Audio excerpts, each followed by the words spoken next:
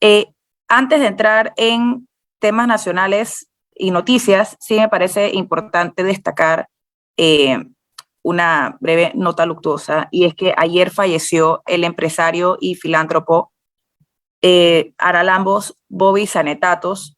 Esta es una persona que tuvo una vida verdaderamente de película, eh, que a pesar de todas las dificultades, él nació en Grecia en 1933, llegó a Panamá en 1948 y de ahí llegó a construir todo un imperio empresarial, pero también siempre con grandes obras a la comunidad. Así que quería destacar a Don Bobby, que, que vivió una larga vida y eh, lamentablemente ayer partió. Así que condolencias a su esposa Irma y a su familia. Nos unimos. Sí.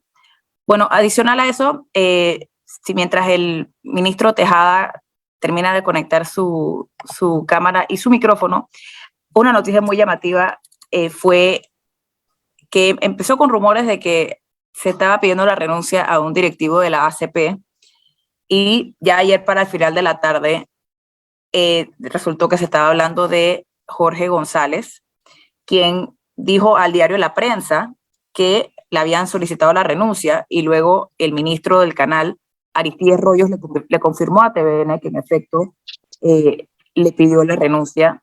Así que esto debido aparentemente a, para evitar que se afectara la imagen de la junta directiva, fue que se dio esta solicitud. Sin embargo, el ministro Royo le dijo a TVN que el presidente Cortizo no tenía nada que ver con la solicitud que le hizo a González, ni que había planes de destituirlo.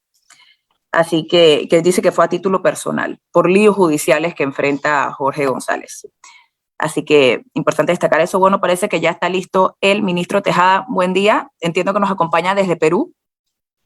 ¿Cómo está, Buenos días, ministro? buenos días, gracias por la oportunidad, ¿cómo están? Muy bien, gracias.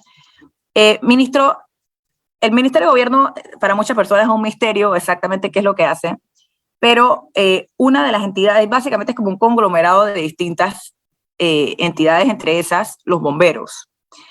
Y ha habido varios asuntos recientemente con los bomberos. Me gustaría empezar con el conflicto que hay actualmente. Parece que hay mucha inconformidad entre los bomberos. Reclaman desde unos ascensos que no han terminado de ser, o sea, que como que no terminan de darse, y falta de recursos. ¿Qué está pasando actualmente con el benemérito Cuerpo de Bomberos? Bueno, nuevamente mis saludos acá efectivamente desde Perú.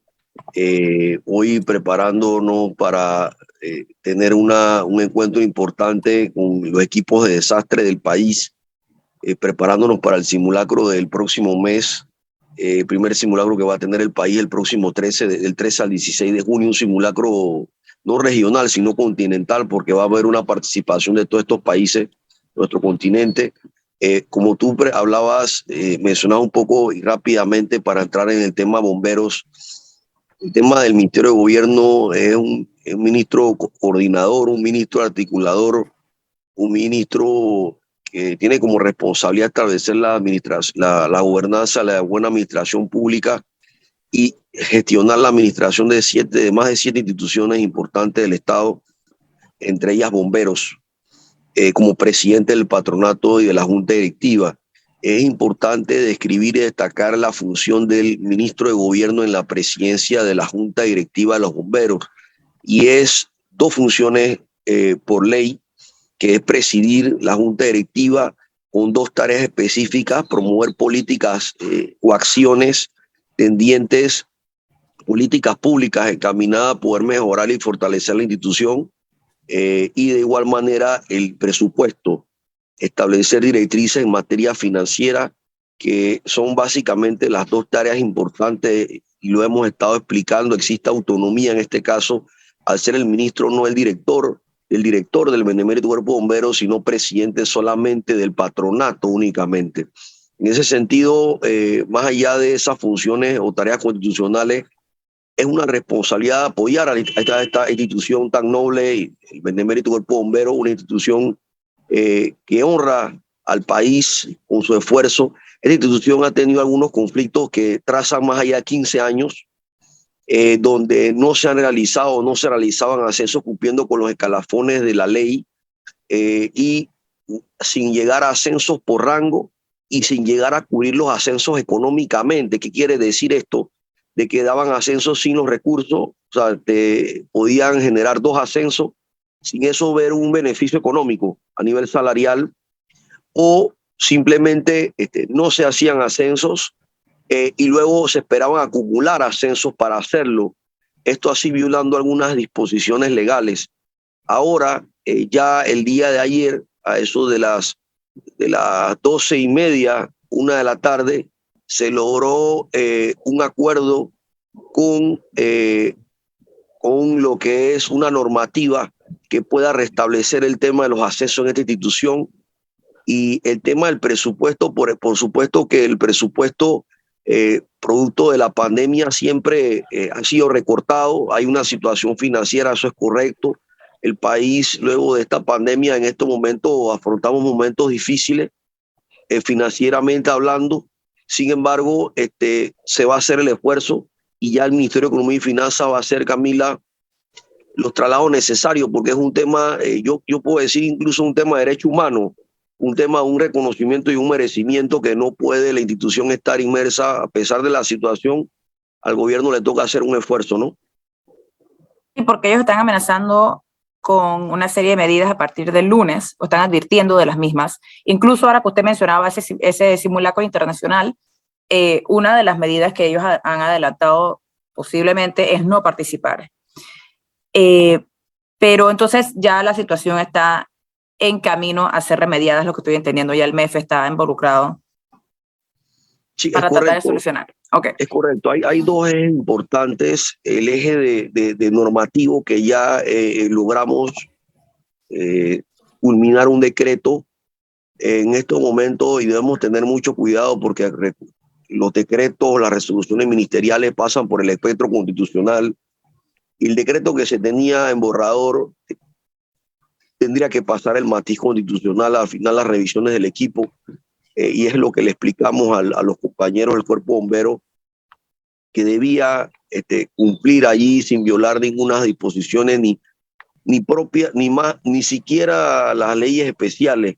Entonces, es el trabajo que se hizo, un buen trabajo. Ayer se culminó con satisfacción de las partes, y ahora estamos esperando pues los respectivos traslados, que tú sabes que requiere un camino que va a culminar o prácticamente a culminar con un traslado en la Comisión de Presupuesto extraordinario, para entonces, una vez esos fondos lleguen al Ministerio de Gobierno, poder trasladarlo al Benemérito Cuerpo de Bomberos, que es el camino ordinario y regular. Pero esa es la noticia. Esta noticia pues es una noticia positiva, que ha sido confirmada por las autoridades del INMEF, en este caso, y que ya ha sido informada pues el día de ayer a los compañeros del sindicato del Benemérito Cuerpo de Bomberos. Ahora, ministro, ¿en qué cambió el asunto? Usted habla de un decreto y que este decreto debe pasar también por el tamiz constitucional, pero no hay una ley de los bomberos ya, y de hecho la ley es relativamente nueva, o sea, se cambió hace poco. Yo recuerdo los bomberos, los oficiales escogían a los directores en cada una de las zonas, y la ley cambió por un director nacional. Ahora es Ernesto de León, designado recientemente por el presidente de la República.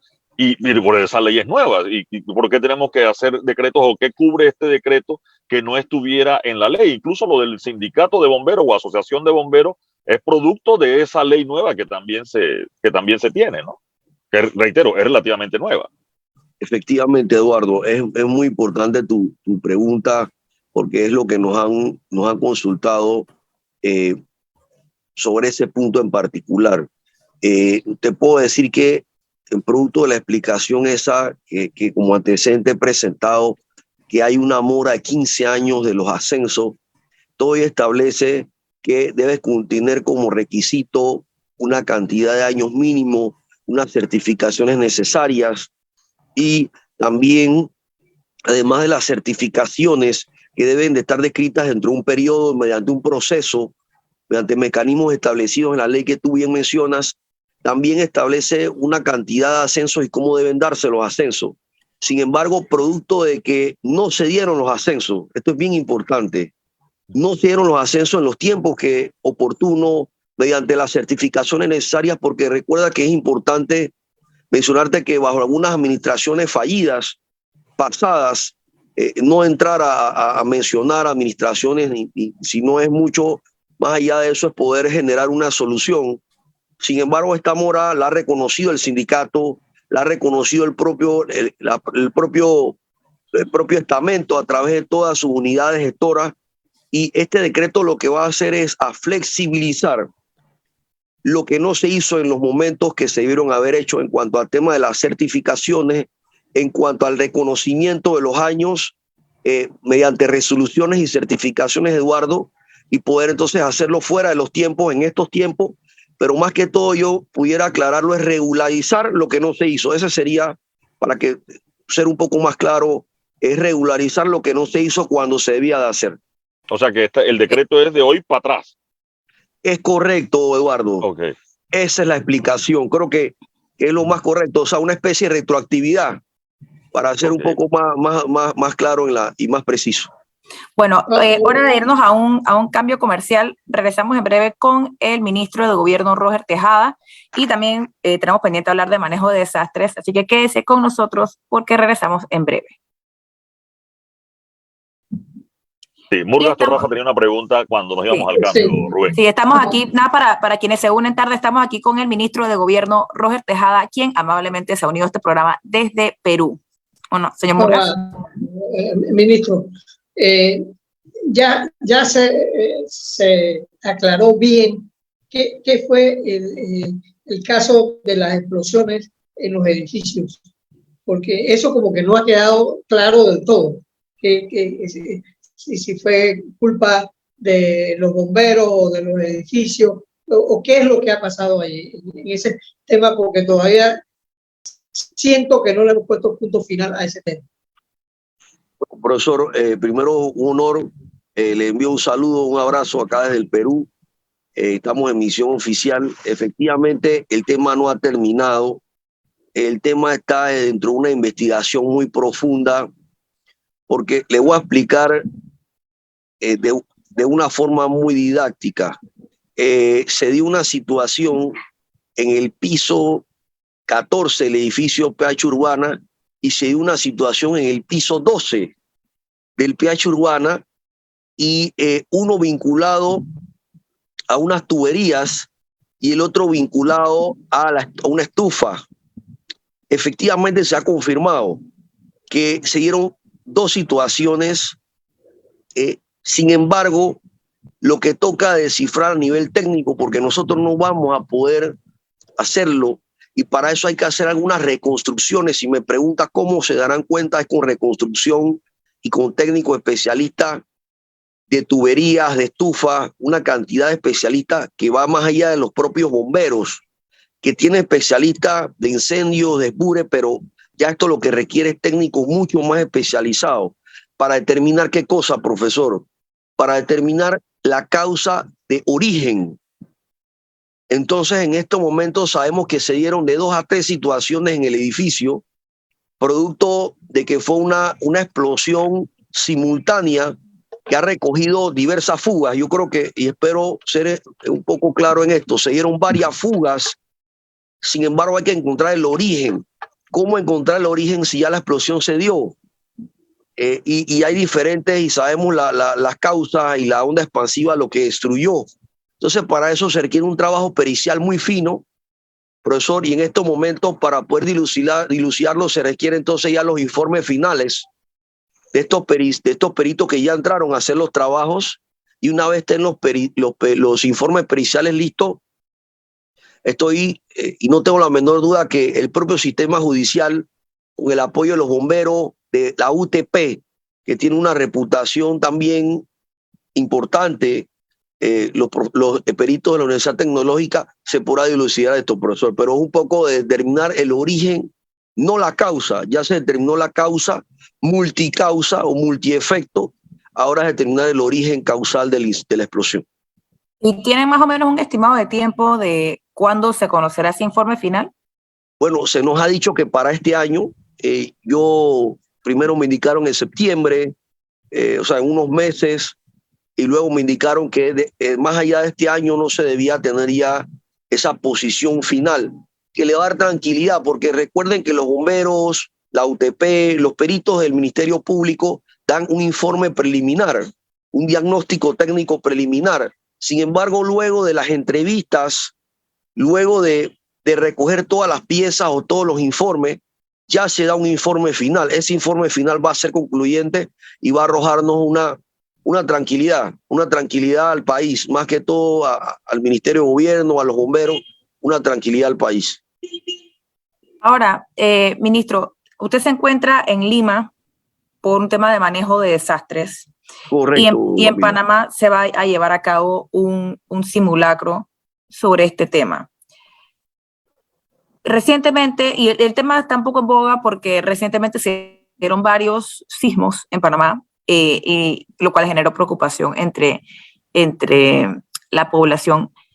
¿Qué tan preparado está Panamá? Objetivamente, porque sé que el SINAPROC está dentro de sus responsabilidades. Objetivamente, Mira, ¿qué tan preparado está Panamá para un desastre? O sea, si pasara un terremoto estilo Bocas del Toro a nivel nacional, ¿qué tan preparado está Panamá?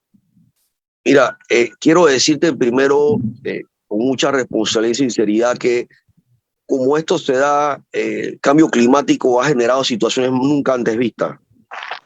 Puede estar el equipo preparado, puede estar capacitado.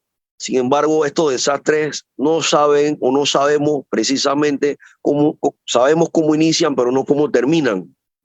Y esto pone un sabor importante en la mesa frente al caldo de cultivo que se pueda generar en una incidencia que al final desconocemos su impacto. El cambio climático ha estado produciendo situaciones no vistas en nuestros países. Se han registrado, por ejemplo, 3 sismos importantes en los últimos 2 meses, en algunos de ellos imperceptibles. Sin embargo, nosotros podemos ser y tener la certeza de que hay que estar para esto preparados. De hace muchos años no se realiza simulacro en las escuelas, en las empresas, ejercicio de evacuación en los edificios. De hace años no se realiza. Entonces, ¿qué manera de poder hacer un simulacro nacional con 7 grandes escenarios? Que estos escenarios nos van a llevar a la postre de poder tener una situación de un sismo de 7.5, estructuras colapsadas y algunas otras consideraciones importantes que nos llevan a pensar de que cualquiera de estas situaciones en el Canal de Panamá se pueden originar a través de un desastre de una gran magnitud. Hoy Panamá participó, y debemos recordar, en Turquía, se participó en ETA y OTA, se han participado en momentos importantes, tanto fuera del país, tanto en el país, y Panamá ha hecho un buen trabajo, ha sido reconocido a nivel internacional y a nivel nacional con el equipo de rescate y el equipo de prevención. Y yo creo que, a responderte, Camila, se van a probar las capacidades en este simulacro. Por primera vez se van a probar nuestras capacidades en este simulacro, donde van a haber 7 países, 7 unidades de rescate de 7 países del continente: Estados Unidos, México, Colombia, Chile, Perú, algunos otros países centroamericanos que nos van a acompañar en este simulacro. Este simulacro se va a activar un martes 13 de junio, donde el presidente va a activar por primera vez el centro de emergencia por un desastre de grandes magnitudes, donde hay colapso del sistema nacional por falta de capacidad, y se van a activar todos los estamentos de seguridad y se van a activar los equipos de apoyo de rescate de 8 países que van a estar con apoyo aéreo y marítimo en Panamá por primera vez. De hecho, vamos a hacer una campaña y le agradezco a ustedes por el espacio, porque hay que hacer mucha docencia de esto y no se genere una conmoción. De hecho, Eduardo, el día que se dieron los incidentes con las escuelas, en 8 colegios con unas supuestas amenazas de bombas, varias personas me llamaron que si era parte del simulacro, porque obviamente fue una situación real que se originó. Sin embargo, vamos a encontrar situaciones como esta en el simulacro, donde en medios de comunicación se va a estar reportando que el edificio, por ejemplo, del Tornillo, ha colapsado. Hay 150 personas atrapadas, 5 muertos. Una situación tan real que se va a generar esa semana que hay que establecer una docencia y una campaña importante para no agarrar a la sociedad desprevenida y poder generar entonces una situación de colapso institucional producto de este simulacro, de este ejercicio que se va a realizar del 13 al 16 de junio en Panamá. Son varios días. Sí, porque se van a realizar una cantidad de escenarios en Panamá, en el área de Amador, específicamente alrededor de lo que es la sede de Figali Convention Center. Se va a realizar un escenario en el área del Canal de Panamá, un escenario en la provincia de Chiriquí, donde están precisamente las fallas. Recordamos que también está la falla de Pedro Miguel y está la falla en el área de la cordillera. Y también tenemos una situación en el área de Azuero. O sea, vamos a activar a todo el país en 7 grandes escenarios y que va todo el país a tener que participar. En este sismo de 7.5 va a afectar a la provincia de Panamá y va a haber una evacuación de toda la sociedad, de las escuelas, empresas, sector privado, sector gubernamental, medios de comunicación, edificios en construcción. Vamos a hacer un buen ejercicio para si no estamos preparados, poder estarlo entonces con este ejercicio. No, o por lo menos detectar las fallas, porque son 2 caras de la moneda. Una es cómo actúa la ciudadanía en caso de un desastre, o sea, que sepa, ok, si ocurre un terremoto, tengo que hacer esto, si hay alerta de tsunami, tengo que hacer esto. O, por ejemplo, que si se da una orden de evacuación, que la gente sepa que okay, no puedes llegar a tu casa a empacar todo, no, te tienes que ir, etcétera. Pero también las autoridades, porque hay otros países. Por ejemplo, yo recuerdo ver las imágenes después del terremoto y tsunami en Japón, en el 2011. O sea, más allá, fue algo catastrófico verdaderamente, pero había todo un protocolo de entrega de comida, de entrega de agua, las personas hacían fila, y yo recuerdo haber visto esas imágenes hace más de 10 años y pensar, en Panamá yo no tengo idea de si los bomberos van a saber qué hacer, si va a haber manera de organizar tanto a la sociedad como a las autoridades para que eso se pueda dar. Y eso era un poco mi pregunta. Las personas, cada una, o sea, hay un tema de responsabilidad ahí, pero nuestras autoridades, o sea, ¿qué capacidad tenemos? Cuando pasó lo del PH Urbana, también había muchas dudas sobre si Panamá tenía la capacidad de investigar una explosión como esa. Bueno, mira, efectivamente se han dado, primero con PH Urbana, refiero de que hemos tenido que, se han tenido que buscar técnicos privados muy especializados, incluyendo uno del Canal de Panamá, con algunas especializaciones específicas, porque son situaciones, no son situaciones de la cotidianidad. Y te puedo decir que en este caso va a haber una semana de docencia, que es la semana del 5 de junio, para poder sensibilizar a la población, porque en estos casos yo te quiero dar el ejemplo de lo que pasó en las escuelas, en los colegios, donde no sabían qué hacer.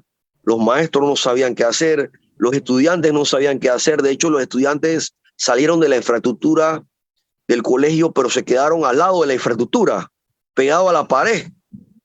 Entonces sabemos que si en ese caso se hubiese generado una situación en estos colegios, no era la reacción o no era lo que debían de hacer. Sin embargo, para esto hay que haber una sensibilización y se va a hacer para que la población, cuando se haga el ejercicio, puedan conocer sus responsabilidades y sus obligaciones. Esta sensibilización obviamente a cargo del Sistema Nacional de Protección Civil del país. Ok. Ya sabemos que hay verdaderamente muchos pendientes. No, es hora de irnos a nuestro último cambio comercial. Regresamos en breve con el ministro Tejada, Roger Tejada, de Gobierno, quien se encuentra en la ciudad de Lima, Perú. Ya regresamos. Y seguimos aquí en su programa En Perspectiva con el ministro de Gobierno, Roger Tejada, que nos acompaña desde Lima, Perú.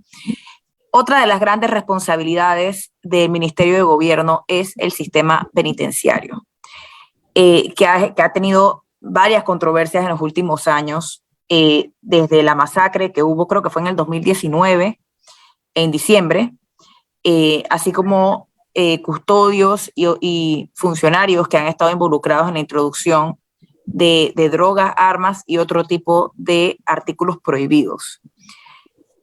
Se pensó, o muchos pensamos, después de la masacre del 2019, que iba a haber algún tipo de, como de revolución. Recuerdo que en ese momento estaba el ministro Mirones de Seguridad y se habló de un proyecto de ley, incluso para tratar de modificar la manera como se da la seguridad en las cárceles. ¿Ha cambiado algo desde esa masacre o todo sigue relativamente igual? Bueno, no ha cambiado todo, porque hay muchos retos. Hay muchos retos, estos retos, la verdad que no han sido fáciles, retos que tienen una deuda de hace muchos años, y estos retos, puedo decirte que están basados en la formación de los custodios primeramente, en la estabilidad de los custodios, que ya la academia penitenciaria ha sido pues parte del éxito en la gestión, que es darle ese compromiso y esos conocimientos básicos a través de esta academia o instituto de formación penitenciaria. Y ahora, en ese sentido, también es tratar de mejorar los canales tecnológicos y utilizar la tecnología para poder beneficiar el trabajo a través de la propia tecnología. Esta tecnología, te puedo decir que es tan importante porque los privados de libertad utilizan la tecnología como mecanismo, herramienta para poder realizar hechos desde los penales o de los centros penitenciarios, y hemos estado invirtiendo, pero yo creo que también hay que invertir, y eso lo estamos viendo acá también en Perú, el tema de resocialización. Hay que invertir en la resocialización. Se habla no solamente de mejorar las capacidades y la de reacción de los custodios para evitar que pase una situación, y se ha hecho a través de esta academia que les he mencionado. Se ha hecho un trabajo importante. Esta academia fue inaugurada por la hoy canciller de la República, Yanaína Tehuaney, que pues logró abrir las puertas de esta academia en el área de la provincia de Coclé. Pero también hoy estamos invirtiendo en tecnología y en 2 centros penitenciarios adicionales, en uno femenino y uno masculino. Específicamente el masculino va a ser ubicado en el área de Azuero, en el área de Santa María, específicamente para atender las provincias centrales, y vamos a tener el femenino, que es el de Pacora, que en 30 días se está dando la primera palada de estos 2 proyectos que van a ser importantes. Hace 10 años, como ustedes saben, no se construye una nueva cárcel, un nuevo centro penitenciario. Hace 10 años se construyó la mega joya, donde ustedes recordarán perfectamente, y esta fue la última inversión que se hizo en materia penitenciaria. Ahora, entiendo lo de las academias, etcétera, pero al final del día el problema es que nuestras cárceles, o sea, en muchos penales hay privados de libertad que son los que gobiernan su área, por decirlo así, o lo que determinan que una barra de jabón se vende por tanto y que los cigarrillos se venden por tanto, y hay movimiento de sustancias ilícitas dentro de los penales, peor, de rifles, de todo tipo de armas, que fue con las que se pudo realizar la masacre esa en 2019. Entonces, si bien me alegra que se esté avanzando con el tema de la formación de los custodios, cambios significativos al modelo de privación de libertad en Panamá, ¿se vislumbra algo por ahí o las cosas siguen más o menos iguales? Bueno, el cambio significativo va a ser que en 30 días vamos a licitar el primer centro de socialización. No existe en Panamá un centro de socialización, no existe. Y vamos a estar realizando este importante esfuerzo. Pero también cambio significativo es que, por ejemplo, tenemos en los centros penitenciarios, como tú acabas de indicar, de alguna manera controles indebidos por parte de los sistemas, ejemplo, de venta de productos y artículos en las cárceles. Entonces, con el sistema tecnológico que te he indicado o la inversión, vamos a poder eliminar algunas discrecionalidades que se dan en los centros penitenciarios. Esa es la gran expectativa. Camila, haciendo un reconocimiento ante la falencia que tú estás mencionando, ¿no? Es totalmente cierto lo que tú mencionas. Es por eso que es importante usar algunas herramientas adicionales. ¿No, Murga? Ahora, ministro, no hemos evaluado la distancia de la cárcel. Antes la modelo estaba aquí en el corazón de la Sí. ciudad de Panamá, en el Chorrillo. Chorrillo. Ahora cárceles están demasiado distantes para que una mamá pobre pues, pueda ir a visitar a un hijo donde tiene que gastar un dineral en taxi o en un bus para ir a visitar a su hijo. No hemos contemplado que estamos alejando al preso de su familia. Mira, yo coincido con usted, profesor, pero a la vez tengo que decirle que se han hecho esfuerzos de lo que hemos revisado en otras administraciones y en esta administración de ubicar algunos centros penitenciarios en lugares más urbanos. Sin embargo, para eliminar ese distanciamiento, sin embargo, al momento de hacer un centro penitenciario hay que hacer una consulta pública a la comunidad, una consulta para poder luego de ubicar el terreno, el territorio, poder entonces hacer la consulta para si la comunidad está de acuerdo en establecer un centro penitenciario tal como establecen las leyes a nivel de consulta. Y tengo que confesarle que de lo que hemos revisado, se han hecho los esfuerzos, sin embargo la comunidad no ha permitido que se construyan estos centros en áreas urbanas por razones también entendibles, profesor. Obviamente por situaciones de seguridad y demás, y algunos otros contextos.